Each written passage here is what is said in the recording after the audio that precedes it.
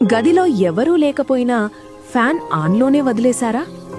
పెద్ద విషయం కాదులే అని సరిపెట్టుకుంటాం. ఫోన్ పక్కన ఉన్నా ఖాళీ ఛార్జర్ ప్లగ్లోనే ఉందా? దీనివల్ల ఏమవుతుందిలే అని నిర్లక్ష్యం చేస్తాం. పని అయిపోయినా టీవీ ప్లగ్ కట్టకుండా రిమోట్తో ఆపేసి వదిలేస్తాం.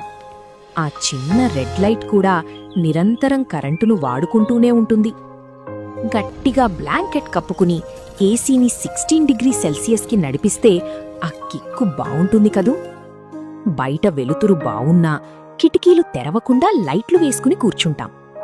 నా ఒక్కడి వల్ల ఏమవుతుందిలే అని దాటి వెళ్ళిపోతాం. కాని ఇదే విధంగా లక్షల మంది ఆలోచిస్తే? మీకో నిజం తెలుసా?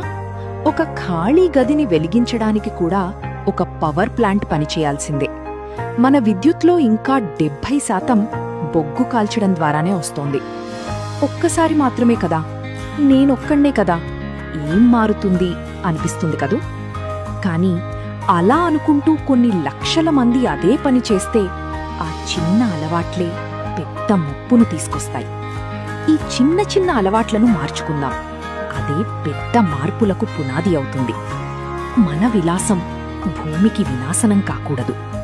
ఇప్పటి మన బాధ్యతాయుతమైన ప్రవర్తనే భవిష్యత్ తరాలకు మనమిచ్చే కానుక.